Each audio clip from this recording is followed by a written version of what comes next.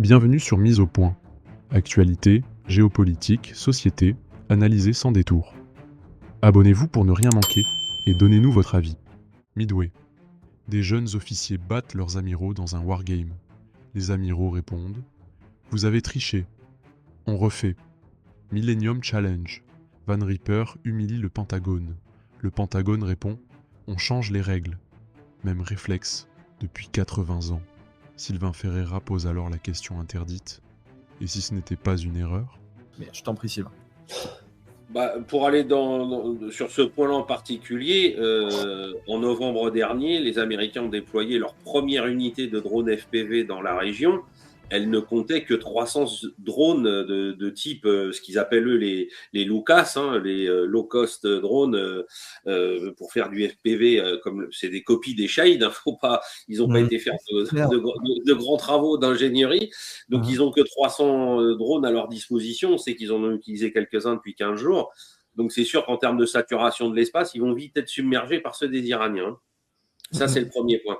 Le deuxième point par rapport à l'exercice de 2002, ce qui est très intéressant, c'est que Van Ripper explique que justement, lui avait découplé son commandement, puisque lui jouait le commandement militaire des Rouges, de la force soit iranienne, soit irakienne, du commandement politique. C'est-à-dire que dans le rapport qu'il a établi critique contre la façon dont le Wargame s'est déroulé, il montre bien que à la fin, ils l'ont obligé à modifier les règles sur sa propre position pour que les Bleus puissent le trouver et le tuer. C'est ça. Donc, c'est quand même. On est dans un exercice de dingue, et là, je vais rappeler historiquement les grands précédents. C'est-à-dire que les wargames sont utilisés depuis, je ne vais pas dire la nuit des temps, mais disons que depuis la Renaissance, on commence à s'intéresser à des systèmes de simulation pour les monarques, les grands nobles qui ont le commandement des opérations militaires, et ça se démocratise dans l'armée prussienne à partir du 18e avec Frédéric II de Prusse, et puis à partir on va dire de la deuxième moitié du 19e siècle, tout le monde en fait, tout le monde prépare des manœuvres, etc. La première grande erreur commise à travers des wargames, c'est celle du grand état-major prussien. Ça a été l'objet de mon livre sur la première bataille de la Marne, pour montrer que là déjà, on voit que les Allemands ont décidé avec des successions, alors eux appelaient ça des voyages d'état-major qui étaient couplés avec des wargames, ils ont décidé que telle ou telle option n'était finalement pas possible. Et donc, ils ont dit, tiens, ce paramètre-là, non, il ne pourra pas rentrer en ligne de compte le jour J. Si, c'est-à-dire que le 1er août 1914, quand la guerre commence, la Russie tsariste n'a plus le même réseau ferroviaire dans l'actuelle Pologne. Elle l'a doublé, voire triplé. Donc, sa mobilisation va prendre 2 fois moins de temps. Voilà. Et ça, rapidement, pour illustrer ton propos, donc en effet, sous Louis XIV, ça, c'était les maquettes qu'il avait fait faire des grandes forteresses à la Vauban. C'est ça. Et c'était vraiment, donc ce sont de vraies maquettes qui ont été faites. Alors, elles sont reproduites à partir des originaux, celles qu'on vous montre, mais elles étaient comme ça pour les généraux de Louis XIV. Donc, Louis XIV et pour Louis XIV lui-même, puisqu'il commandait encore, puisque principalement la guerre à l'époque c'était du siège, et le roi travaillait avec ses maréchaux, ses généraux sur ses plans pour voir quelles étaient les faiblesses des différentes forteresses de l'époque. Ce que tu viens de dire dans ton livre, il y a aussi donc le cas du Yamato, à Midway, les jeunes officiers. Voilà. L'autre grande foirade connue, c'est donc après la bataille de la Marne et le fait que les Prussiens, l'état-major prussien n'a pas voulu prendre en compte certaines données concernant la Russie notamment. Il y a le grand foirage de Midway en 1942, qui est considéré comme étant un des tournants majeurs de la guerre aéronavale dans le Pacifique, et où, pareil, les officiers japonais avaient dit non, mais ça ne peut pas arriver. C'est ce qui s'est finalement passé sur le terrain. Vous rappelez, les jeunes officiers avaient complètement battu leurs amiraux en utilisant des méthodes asymétriques et des ruses, et les amiraux ont dit « vous avez triché, on refait le jeu et on vous interdit de faire ça ». C'est ça, voilà. C'est-à-dire que et alors moi, je parle là pas simplement en tant qu'historien, mais en tant que concepteur de wargame. Quand on fait un wargame, alors on peut déterminer un niveau de simulation. On peut dire qu'on va être plus dans le jeu que dans la simulation si on est avec un public plus jeune, etc. Mais quand on commence à atteindre le niveau de la responsabilité militaire, Le problème, c'est que vous ne pouvez pas commencer en disant l'adversaire ne peut pas faire ce genre de choses parce que vous le décidez arbitrairement. C'est ou parce que c'est impossible dans la réalité, et c'est avéré, ou alors vous êtes obligé de tout prendre en compte et d'accepter la prise en compte. Et donc là, alors après donc l'épisode 1914, l'épisode de Midway, on a plein d'autres épisodes intermédiaires. On voit qu'il y a des gens qui font de la planification puis qui ne veulent pas entendre parler des résultats parce qu'à chaque fois, on est toujours dans cette logique qui est folle, qui n'est donc pas vraiment une logique, de dire « Ah ben non, il faut qu'on arrive à telle conclusion parce qu'il faut que ça aille dans le sens de ce qu'on veut. » Et non, la première leçon, comme disait Napoléon, d'un plan, c'est que quand on arrive sur le champ de bataille, vous pouvez l'oublier parce que tout va disparaître sous vos yeux en un éclair. Donc, si vous ne voulez pas anticiper ce qui n'est pas soi-disant possible par rapport à tel ou tel critère, donc là, politique, de servir la soupe aux copains, ou alors hiérarchique avec les amiraux japonais qui disent « Non, mais attendez, vous n'allez pas nous apprendre la leçon », eh ben, on se retrouve dans des situations comme celle-là, alors que dans d'autres cas, je rappelais l'exemple de l'opération Desert Shield pour protéger l'Arabie Saoudite en août 90, on a le Pentagone qui fait appel à des gens comme moi, enfin notre grand-père Mark Herman, ce grand concepteur, un des deux plus grands concepteurs de wargames civils du XXe siècle, qui vient avec son jeu Gulf Strike au Pentagone pour aider les planificateurs américains à mettre en place l'opération Desert Shield au cas où Saddam Hussein aurait débarqué depuis le Koweït sans s'arrêter à Koweït City. Donc voilà, mais là, aujourd'hui, comme ce qu'on expliquait tout à l'heure sur le M14, sur la balle minier, etc., on est sur des gens qui, et ça c'est tout l'objet de mon dernier livre sur la fin de la domination américaine, c'est-à-dire que depuis 1945 ou peut-être depuis la guerre de Corée au plus tard, ces gens-là ne sont plus là pour gagner la guerre, ces gens-là sont au service du complexe militaro-industriel, au service d'une stratégie globale d'instaurer le chaos, et plus de gagner la guerre comme on l'a toujours entendu dans l'histoire militaire et dans la pensée militaire depuis la nuit des temps. Voilà, il y a une rupture qui s'est installée au sein des forces armées américaines et on en voit toutes les limites aujourd'hui. Et puis je vais rappeler, parce que je suis quand même historien de ce truc-là, c'est mon premier livre, on a tenté, nous Français, de desserrer l'accès à un détroit en 1915, c'était celui des Dardanelles, avec les Britanniques. Je rappelle que pour enlever les positions tenues en partie par l'armée ottomane d'Atatürk, puisqu'il était sur le terrain à l'époque, avec le soutien d'officiers allemands, enfin prussiens, eh bien, on n'a pas été capable de le faire avec un corps expéditionnaire qui a rassemblé plusieurs dizaines de milliers d'hommes. Fleuron de la Royal Navy. Bon, je ne vais pas parler du fleuron de la marine française parce que nos navires étaient dépassés, mais on a échoué après une campagne qui a duré d'avril 1915 à janvier 1916, avec des milliers d'hommes.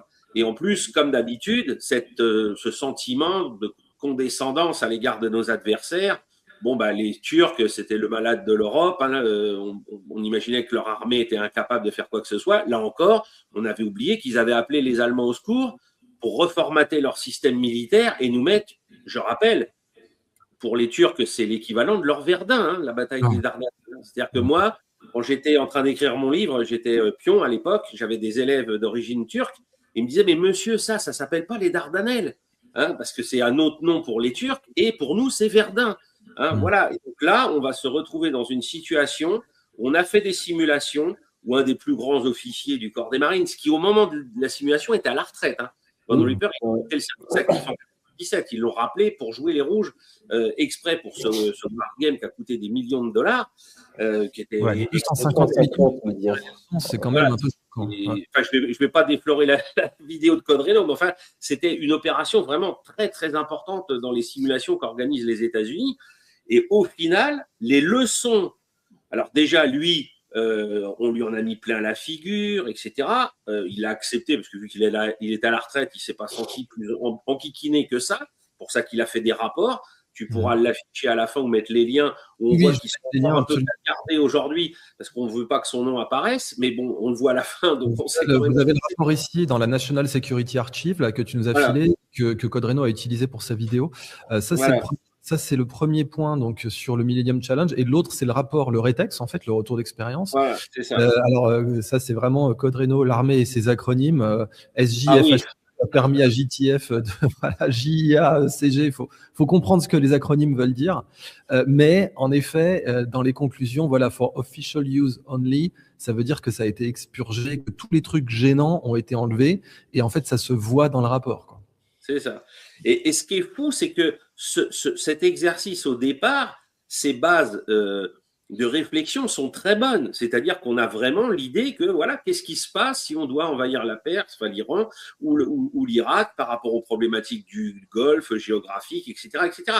Et qu'au lieu d'accepter l'intelligence d'emploi des forces par Van Ripper, de manipulation, etc., eh bien, on va dire non, non, non, on passe un coup de balai, les Bleus ont gagné parce que ce sont, entre guillemets, les plus forts, je résume à gros traits, et demain, on va peut-être engager des hommes, tout comme nous, on a perdu l'adjudant-chef Frion la semaine dernière, on va engager des hommes qui ont le patriotisme chevillé au corps. Moi, des gars de la 82e, j'en ai croisé il n'y a pas très longtemps à Sainte-Mère-Église pendant les commémorations du 80e anniversaire du D-Day. C'est des types qui croient en leur pays, hein, et on ne peut pas leur en vouloir, et on va peut-être les sacrifier alors qu'on sait qu'on n'a aucune chance de succès. Il ne faut jamais oublier cette notion-là. Voilà. Afficher ça, on remet la carte en relief de l'Iran avant de donner la parole à Code Reno. Donc là, vous voyez la carte en relief de l'Iran, vous voyez que c'est comme l'Afghanistan en plus large, et vous avez donc ce petit point là dans le détroit d'Ormuz, l'île de Karg que vous voyez là. Ah non, ça, c'est pas l'île de Karg, hein, Idriss. Hein. Ça, c'est l'île de Kemch. L'île de Karg, elle est encore plus au fond, vers le Koweït. Exact, pardon. Oui, l'île de Karg est là, excuse-moi, je confonds, parce qu'on ne sait pas si... Non, les marines, c'est bien pour l'île de Karg, on est d'accord, hein. Oui, alors l'île de Karg, il faut que tu remontes quasiment à la hauteur de Bassora et au Châtel Arabe, c'est au débouché, donc il faut que tu remontes ta carte.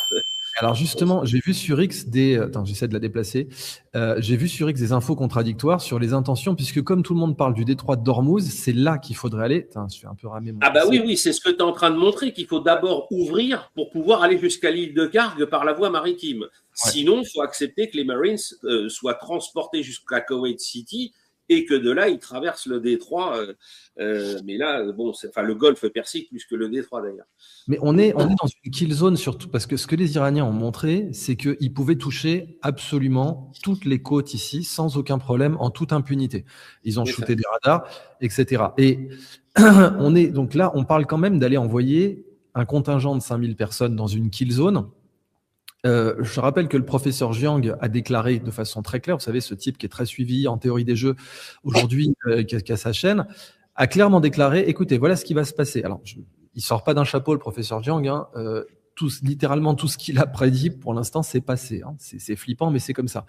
Donc Jiang, sa dernière déclaration, c'est voilà ce qui va se passer. Vous allez avoir les 5000, ils vont se faire retourner, mais vraiment retourner, voilà. Vous allez avoir un draft, une conscription. Et à partir de là, vous allez avoir une guerre civile. Voilà. Ton avis, Sylvain, puis ensuite Code Reno. Est-ce que tu penses que c'est ça qui nous attend si on s'amuse? Si tu veux qu'on a une escalade qui est inévitable, si on s'amuse à envoyer 5000 marines, on ne pourra plus jamais revenir en arrière. Parce que de toute façon, on les envoie dans une kill zone où les Iraniens ont déjà démontré qu'ils pouvaient frapper où ils voulaient. Ça fait littéralement... On sait qu'ils peuvent frapper où ils veulent. On va envoyer 5000 hommes dans un endroit où on sait que les Iraniens peuvent frapper comme ils veulent, où ils veulent. Ça peut rien amener de bon. Ah bah, c'est sûr que ça peut rien amener de bon. Et alors après, voilà, est-ce que les Américains vont être encore un peu plus fous que ce qu'on disait il y a 15 jours et tenter un truc de ce genre-là avec tous les risques? Je rappelle, parce qu'il y a encore un autre élément historique dont on n'a pas parlé. Il y a une petite appellation bisyllabique, Koh-Tang. Koh-Tang. L'île de Koh Tang au large du Cambodge en 1975 avec le Mayagaise, hein, et les Khmers rouges qui avaient donc capturé un bâtiment. Qu'est-ce que les Marines ont été obligés de faire? De tenter de s'emparer de cette île contre les Khmers rouges. On était après la chute de Saïgon et la chute de Phnom Penh. Qu'est-ce qui s'est passé? Ça a été déjà une débandade à l'époque pour les Américains. Donc, Et pourtant, là, l'île, elle n'était pas au milieu d'un détroit, et puis les moyens de l'US Navy et des Marines en 1975, c'est pas ceux d'aujourd'hui, hein, puisque je le rappelle aussi dans mon dernier ouvrage, et ça fait partie des polémiques auxquelles Van Ripper continue de participer aujourd'hui. Le corps des Marines, on lui a fait passer une cure Weight Watchers. Hein, on est dans le Force Design 2030 depuis 5 ans maintenant, enfin 5 ans et quelques mois, pour le réduire en termes d'appui lourd, c'est-à-dire qu'on lui a enlevé ses chars, on lui a enlevé son artillerie classique, on en fait quelque chose aujourd'hui qui doit être rapidement déployable sur les atolls du Pacifique que leurs aïeux ont conquis de vive lutte il y a 80 ans, pour tirer des missiles longue portée contre la Chine et ensuite se replier avant de prendre la riposte dans la figure. On n'est plus dans un corps des Marines qui peut débarquer justement, comme à Koh Tang, où pourtant ça a été un échec, hein, ou qui peut débarquer comme il le faisait encore à Incheon en 1950 sous la houlette de MacArthur. C'est fini parce qu'ils n'ont pas ils ont plus les appuis lourds. Et ça fait 5 ans que Van Ripper et Berger et d'autres anciens chefs du corps des Marines s'étripent virtuellement sur les réseaux ou dans les gazettes spécialisées du corps pour dire vous avez fait n'importe quoi, fallait pas faire ça. Là, j'ai vu récemment sur un documentaire Netflix qui viennent aussi d'enlever dans les sections de reconnaissance les snipers lourds. Enfin bref, il y a plein de choses qui font que, à la fois pour des questions budgétaires et aussi pour des questions de stratégie, on va dire monocentrées sur la Chine, eh bien, on a enlevé des moyens de continuer d'être multi-théâtre d'opération. Et là, contre les Iraniens, si vous venez pas avec des appuis lourds, vous allez vous en prendre plein la figure. Hein, et ce n'est pas parce que les HIMARS arrivent à tirer depuis les côtes émiraties, etc., ou koweïtiennes vers l'inland ou la côte iranienne que ça va changer quelque chose. Parce que je rappelle, les radars de guidage et les radars de détection de ce que font les Iraniens, ils sont down. Hein, les Américains les ont perdus. Ça va poser des problèmes. Et c'est pour ça qu'ils essayent d'amener non seulement des appuis comme ça, enfin des renforts comme ça, des Marines et compagnie, mais là, le gros problème qui se pose, c'est les avions de veille radar embarqués qui doivent prendre le ciel pour suppléer les radars au sol qui ont été pétés, avec le risque que ces appareils-là soient eux aussi ciblés. La passe décisive est faite à Code Reno alors, parce que en tant que personne expérimentée sur le terrain, t'es un marine, on te dit bon, on va envoyer un contingent de 5000 marines donc sur l'île de Khark, pas pour le détroit d'Ormuz, mais tout le monde dit c'est pour ouvrir le détroit d'Ormuz, donc tôt ou tard tu sens qu'il y a déjà un deuxième coup de prévu et qu'en effet l'ouverture du détroit d'Ormuz c'est un îlot beaucoup plus grand dans une kill zone beaucoup plus serrée, donc beaucoup plus dangereux, donc il faudrait en envoyer plus, mais comme l'a expliqué Sylvain, il n'y en a pas assez, alors on se demande qui va envoyer, toutes ces questions sont en suspens. Mais toi, Code Reno, t'es à la tête d'un contingent d'une force expéditionnaire de 5000 personnes. C'est quoi ta mission? C'est quoi ton équipement? Tu as besoin de quoi? Et tu veux qu'on te dise quelle mission avant de dire oui, quoi. Oui, le problème aussi, comme disait Sylvain, c'est que comme l'armée française, en fait, les Américains ou toutes les armées, finalement, ils se sont concentrés sur un type de combat. L'armée française, on s'est concentré sur le Sahel. On s'est dit, OK, maintenant l'Afghanistan, c'est ça la norme, contre-insurrection, etc. Il aura fallu attendre 2018. L'équipement est adapté au scénario. L'équipement, mais aussi les doctrines. Un truc tout bête, il n'y a plus de, comme je disais, plus de matériel pour poser les mines. Les mines antipersonnelles, les mines anti-chars, les mines marines, ça n'existe pas. Pourquoi est-ce qu'on aurait des mines marines? Je veux dire, en Afghanistan, ils n'ont pas de bateaux. Oui, mais maintenant, on n'est plus contre l'Afghanistan. Et donc, nous, nos doctrines, notre équipement, tout ça, tout est fait pour le Sahel. Donc, tout ça a été reforgé en 2018 avec des nouvelles doctrines, etc. Mais le matériel ne suit pas. Déjà, parce que beaucoup de régiments ne sont pas sur les nouvelles doctrines, ils sont encore sur l'ancien, donc qui s'appelait Proter à l'époque. Et le matériel ne suit pas. Comme je disais donc dans mon ancienne vidéo, là, celle sur le génie. C'est marrant parce que cette vidéo-là, j'explique que le matériel n'arrive pas. Il n'y a pas de matériel pour les combats à nouvelle génération. T'imagines pas le nombre de militaires qui m'ont mis en commentaire. Oui, mais tu pourrais faire exactement le même constat pour l'artillerie. Oui, mais tu pourrais faire exactement le même constat pour, je sais pas, l'infanterie. Tu pourrais faire le même constat pour telle arme. En fait, toutes les armes sont dans sont dans ce délire où le combat a été fait, il a été mis en place pour le Sahel et on n'arrive pas à revenir sur quelque chose de plus moderne. Et les Américains sont dans ce même délire, comme disait Sylvain. Ils ont prévu donc des guerres pour tel ennemi, et là, ils sont en train de se prendre la guerre en Iran et en Chine. Et le problème, c'est qu'ils n'ont pas le matériel, ils n'ont pas les doctrines, et 5000 hommes, quoi. Il y a vraiment... 5000 hommes contre 2500 combattants. Et justement, Codreno, bon, imagine, tu n'as pas été déployé en Irak, mais tu as fait l'Afghanistan. Là, dernièrement, donc oui, j'affichais, pardon, j'ai pas commenté, mais j'affichais donc ta dernière grande vidéo là-dessus, la déchéance du génie français, où tu expliques que, par exemple, justement, pour poser des mines, on a plus de compétences aujourd'hui au niveau de ce qu'il faudrait en Ukraine, et c'est vraiment les mines qui arrêtaient les colonnes. C'était mines plus drones, c'était la synergie mine-drone qui arrêtait les colonnes blindées en Ukraine, et qui ont vraiment mis en défaut d'ailleurs la fameuse contre-attaque ukrainienne, mais au départ aussi les attaques russes. Et donc là, dernièrement, il y a des images qui ont circulé sur X, qui ont été authentifiées, qui sont complètement correctes, où tu voyais du drone de milices chiites. Donc on rappelle que l'Irak a des milices chiites, puisque c'est quoi? Ça doit être un quart de la population irakienne qui est chiite, peut-être un cinquième, tu me corrigeras Sylvain. Mais en tout cas, il y a des milices chiites qui ont été largement renforcées par l'invasion irakienne, évidemment, parce que quand on a envahi l'Irak, ça a renforcé les chiites. C'était quelque chose que tout le monde avait prédit et qui s'est passé. Et donc maintenant, résultat des courses, on a la fameuse zone verte qui était censée être l'endroit où tu te relaxes, où tu te détends, où tu n'as pas le risque d'un engin explosif improvisé, un IED, qui est la pire terreur d'un soldat américain en Irak, à juste titre. Et ben même la zone verte, maintenant, elle est survolée par des drones qui peuvent embarquer un fret de 40 kilos. Toi, t'es bifin sur place, tu vis ça comment si tu apprends que même la green zone, elle est baladée par des drones ennemis? Tu stresses. Ouais. Bah voilà. Bah oui, tu peux rien faire malheureusement. Bah oui, comme tu dis. Mais c'est pareil en Ukraine. Les mecs, ils sont tranquillement dans leur petit bâtiment à dormir parce qu'ils ont quand même besoin de dormir. Enfin, il y a plein de vidéos justement qui existent où tu vois des drones qui rentrent dans les bâtiments et ils tuent, ils explosent sur les mecs qui dorment. Il y a plein de vidéos comme ça. Bah, au bout d'un moment, les mecs, oui, ils sont en stress tout le temps. Ils sont en stress tout le temps, ils sont en alerte rouge tout le temps et bah, tu peux en mourir en fait, simplement. Donc là, oui, c'est un risque énorme. On n'avait pas ça en Afghanistan. En Afghanistan, quand on était dans les bâtiments, on n'avait pas de risque parce que les mecs en face, bah, c'était des Afghans en fait. C'était pas des Iraniens. Ils avaient Voilà, pas de... j'en rigole dans ma prochaine vidéo là qui sort dans quelques jours. Je rigole sur le fait que les Irakiens, ça va, c'est comme pas les des... Pakistanais. Mais en réalité, pas du tout. Encore une fois, les Iraniens, c'est des types qui sont intelligents, qui ont un QI élevé, qui conçoivent beaucoup de matériel et qui ont des capacités tactiques très supérieures. L'Irak, c'est pas l'Iran. C'est pas du tout la même chose. Et je crois que c'est ça la grosse erreur qu'a eu Trump, c'était de penser que l'Irak, c'était comme l'Iran. Non, l'Irak, c'était un pays, je suis désolé de le dire, mais avec un QI très, très bas et qui était vraiment axé autour de Saddam Hussein. Si tu tues Saddam Hussein, bah, tu vois ce que ça a donné, guerre civile depuis...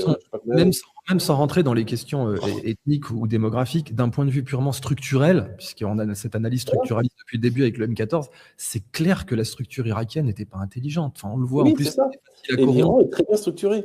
Ouais, la structure elle-même, c'est le gros problème entre l'Iran et l'Irak, exactement. Et donc là, bon, normalement, les marines, corrige-moi si je me trompe, Codreno, ils sont là pour tenir l'île. Donc leur job, c'est pas juste on va planter un drapeau et on se casse. C'est on plante un drapeau, on occupe l'île et on la sécurise. Mais qu'est-ce qu'ils peuvent sécuriser si même la green zone à Bagdad, elle n'est pas sécurisable? C'est ça, non, tu peux pas. C'est stupide, c'est complètement con. C'est complètement stupide. Là, on ne sait pas où part justement cette guerre, parce que là, la guerre éclair qui devait durer 2 heures, finalement, elle dure depuis je ne sais pas combien de semaines. Et là, il dit, ouais, ça va peut-être encore durer quelques mois. Bah, voilà, là, Trump, là, il s'est ridiculisé parce qu'il s'est lancé dans une guerre qu'il ne peut pas gagner. Là, la seule chose qui pourrait le sauver, c'est dire, OK, c'est bon, on a gagné la guerre, que ce soit vrai ou pas, et d'ailleurs c'est faux, et c'est bon, on se casse, on a gagné, on s'en va. Tu vois, il abandonne en fait, il dit c'est bon, on a détruit toutes les structures, on a détruit les avions, etc., et on se casse. Ouais. Mais le problème, c'est qu'il ne peut pas dire qu'il a gagné tant que le détroit d'Ormuz est fermé. Et les Iraniens, ils sont en train de mettre une targette au pétrodollar en disant on laisse passer que les navires qui ont leur pétrole en yuan. Exactement. Ça mal. En fait, en France, le problème, c'est que après 2015, en fait, avec les attentats, les premiers attentats, beaucoup de gens sont rentrés dans l'armée. Tu as eu une vague de rentrée dans l'armée colossale parce que les gens voulaient aller se venger. Charlie Hebdo, Bataclan, tout ça, les gens voulaient aller se venger. Et on a eu un taux de désertion colossal, énorme. Le taux de désertion a explosé. Pourquoi ? Parce que les mecs sont rentrés dans l'armée parce qu'ils voulaient aller en Arabistan pour aller se venger. Ils voulaient faire du combat, ils voulaient défendre la France. Et on leur a dit non, tu prends ton fusil, tu tournes dans la gare de Paris et tu vas faire ça pendant les 10 prochaines années. Les mecs, ils ont tous déserté, ils ne voulaient pas faire ça. Et en fait, à partir du moment où tu as une raison, comme moi, j'en suis très content. Hein, j'y suis allé à cause d'Ouzbin parce que je voulais aller en Afghanistan pour savater des talibans. Je l'ai eu. Mais il y en a eu combien comme moi? Très très peu. En réalité, quasiment aucun. La plupart de ceux qui sont rentrés dans l'armée, moi j'ai eu de la chance parce que j'étais justement le prochain régiment à y aller. Donc j'ai eu énormément de chance. Enfin, j'ai aussi pris ce régiment pour ça. Mais aujourd'hui, tous les jeunes qui rentrent dans l'armée en se disant on va pouvoir aller se venger, on va défendre le pays, etc., ils désertent tous. Parce qu'on disait, bah non, toi tu vas tourner dans la gare et tu vas faire le rond comme ça. La Quadrino, c'est que pour le coup, pour les Américains, ça ne se présenterait pas. Exactement, voilà, c'est là où je voulais en venir. Les Américains, c'est pas pareil, parce que eux, on leur dit, vous pouvez rentrer dans l'armée, mais par contre, vous serez envoyés. Donc oui, les Américains, contrairement à la France, ils ont une chance d'y aller. Donc eux, ils auraient beaucoup plus de chance d'accepter. Si et seulement si le contingent de marine se fait aplatir. Pas forcément, pas forcément. Pour les motiver, il faudrait minimum ça, parce que pour l'instant, je rappelle que la guerre en Iran est moins populaire que la guerre au Vietnam en 1975. On est au début de la guerre. Elle n'a même pas techniquement commencé, elle est déjà moins populaire que la guerre au Vietnam à sa fin, quand les femmes de Marines mettaient leurs bébés sur le toit de Saigon pour les emmener en hélicoptère aux États-Unis. Donc on est là pour inverser la tendance. Il faudrait un choc patriotique majeur, il faudrait un Ouzbin x10, Code Reno. C'est ça. Mais le problème, c'est que moi, si j'avais eu mes connaissances aujourd'hui, à l'époque, je ne suis pas sûr que je serais vraiment rentré. Parce que je ne savais pas ce qui s'était passé à Ouzbin. Et finalement, c'était juste l'accommodement qui était nul à chier. C'est un énorme problème d'accommodement. C'était un cumul de problèmes. Si j'avais su ça à l'époque, j'aurais peut-être pas. Voilà. Et aujourd'hui, si les 2500 Marines, ou même les 5000, on ne sait pas, si les 5000 se font aplatir parce qu'un commandant a fait de la merde, je ne suis pas sûr que l'Américain moyen accepterait de rentrer dans l'armée en sachant qu'il a beaucoup de chances de crever uniquement parce que tu as un officier trop gradé, un officier qui ne mérite pas son grade, décide, tiens, on va faire ça comme ça. Pour ne pas manquer nos prochaines analyses, abonnez-vous, c'est gratuit. Et laissez un commentaire, votre avis nous intéresse.